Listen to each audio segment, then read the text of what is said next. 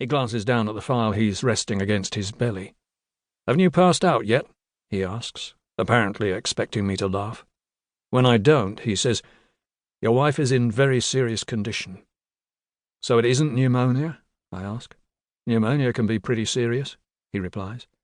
"It's curable, though, isn't it?" "Most of the time, but not always," he says, and walks past me into the lift.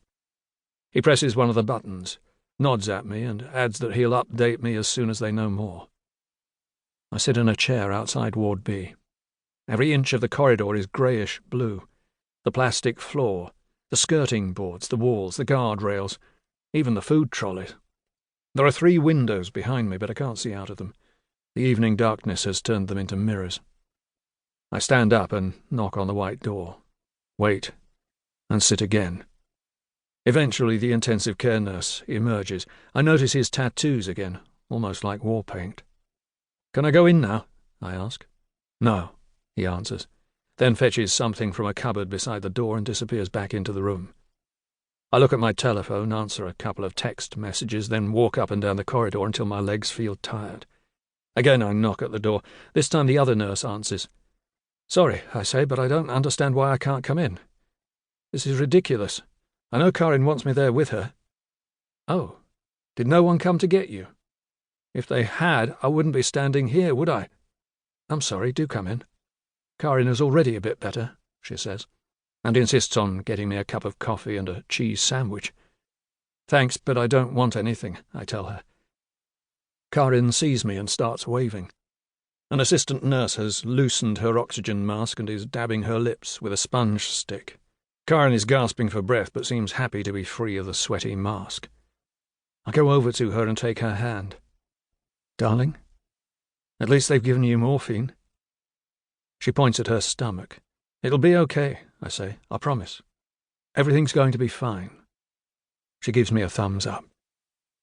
The guy with the tattoos is talking on the phone. He is sitting in an observation room, the windows of which overlook the ward.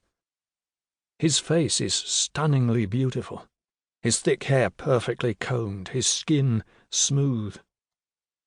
I pick up Karin's puffer jacket. The consultant stands with his back to me, waiting for a colleague who's pulling along something that looks like a defibrillator. He seems to be from MIVA in cardiology, taciturn and a bit odd. After a quick examination of Karin's chest, he turns to the consultant. "We need an emergency spiral CT." "Is that serious?" I ask. He gives me a look and turns to Karin. "I've checked you over now, Karin, and think it sounds like you've got serious pneumonia, maybe even an embolism. It's difficult for me to say with absolute certainty at this point. We have to take an X-ray first." "Could you repeat that?" I say. The consultant answers while keeping his eyes on Karin. "Pneumonia or a blood clot? Maybe both. At least that's what we think at this stage.